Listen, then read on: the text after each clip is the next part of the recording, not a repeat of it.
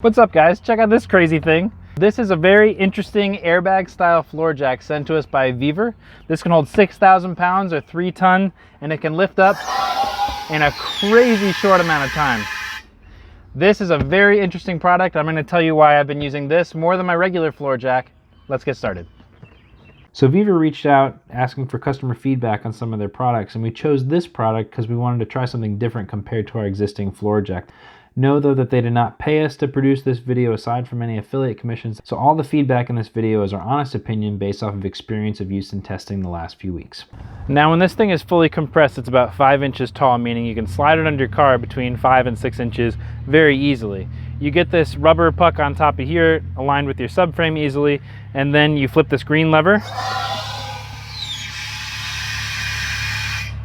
And now we're between 17 and 18 inches where this red plate is up here. When this thing is at full extension, there is a telescoping set of steel pipes that nest and they really tighten up. So at full extension, this thing is rock solid.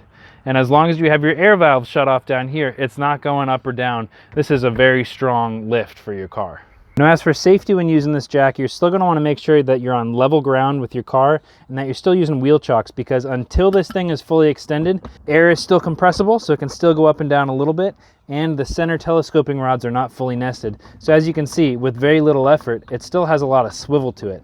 If it's directly under the car though and the car's level, it's not a problem. So right out of the box, you're going to get this metal plate all the way up to this rubber puck up here pre-assembled. So you don't have to worry about any of the air assembly being built. What you do need to do is bolt these handles on, which is just simple nuts and screws, as well as the center assembly, which comes pre-assembled with the valves. You do need to take some plumber's tape and wrap it around the air inlet here, as well as the noise diffuser here. This is a pressure relief valve here in the middle so that you don't overcharge your airbags and risk compromising them. And then this hose right here comes pre-assembled with some extra length. You cut that down and just insert it into the swage lock collar right here, which crimps it down to the valve manifold on this pre-assembled bracket right here. Some quick cosmetic things that don't impact the way that it works, but just things you might notice you should know ahead of time. These handles are pretty loose. In fact, they can slide off just like bike handlebars. And I bet if you take some sandpaper and rough this up, which I was thinking about doing, it'll probably slow this thing down from sliding off. Also, the plate fabrication is a little rough on the edges, but again, for a sub $100 product, the paint is so thick that you don't feel the rough edges and it doesn't change the way that it works. Just a few easy cosmetic things to get over, but just something to notice. Real quick, this jack is not something that you're going to carry with your car in case of an emergency on the roadside, because you do need between 115 to 145 psi to drive this thing upward to achieve its lift. If you can achieve that pressure, that's good, but you're going to need some volume to drive those airbags. Even though I have this set up in my garage, which is a huge tank, I can still drive it with this little pancake compressor.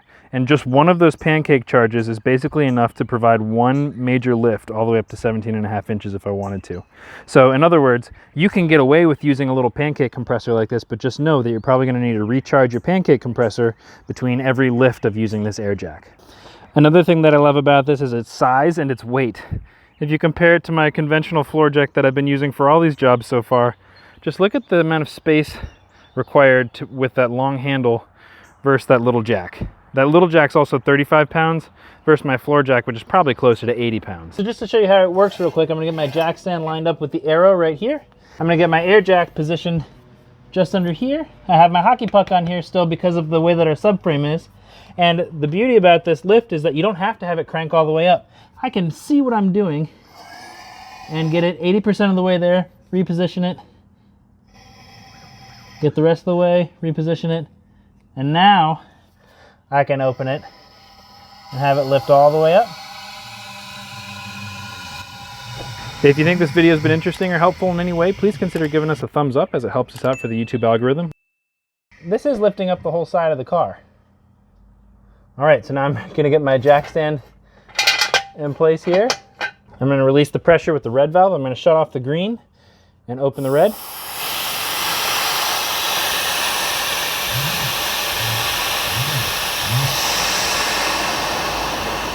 Something else to note with the muffler on the outlet to keep the velocity down, it also restricts how much air can exit at once. So you can apply downwards force and force the air out faster, but dropping on its own, it does take a second or two. Now, I don't have to go all the way down to the floor to get to the next position. I can turn off the red valve here to close off the exit and just scoot it over and do my next jack stand. Which very quickly brings me back to my next point, which is when you're doing your second jack stand, you have to be a little more careful, because unlike a regular floor jack, this does not have wheels on it that kind of scoot under the car as you crank up. So as you lift up on the car is now at an arc. And so you need to go slow because you don't want to tip that jack stand, because this jack cannot compensate as it's lifting. So I'll show you what I mean. I'm going to get this jack stand positioned. Now we have our air jack here.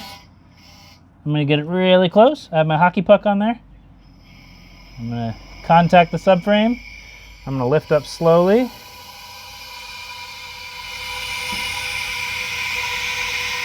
If I went up too fast, I'd run the risk of tipping my other jack stand. I'm going to be very careful. All right, so now I actually lifted off the other jack stand here. I'm going to lift this jack stand up. Max extension. I have my inlet shut off, and I'm going to open my exit. So now we have it on 2 jack stands, like at max extension up off the ground. I can do it in close quarters here. I probably have about 3 feet between the side of my car and my tool cabinets in my garage. And I can be under here seeing what's going on, being able to operate these switches. And even though it's a little wobbly when it's not at full extension, as long as you're on flat ground and are being smart about where your jacks are and paying attention that all feet are flat on the ground and that you're going slow, it's great. All right, now when we want to take everything down, I have the jack back up. I'm going to lift it up again. I have my hockey puck under the subframe.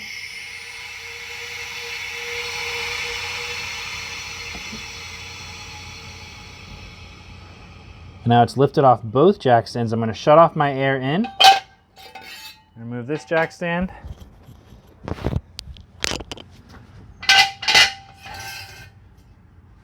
Remove that jack stand. Now, something that I want to show you that's not a bad thing, it's just the way that it's designed, is as you're dropping this, it's going to make a noise. Now listen to this.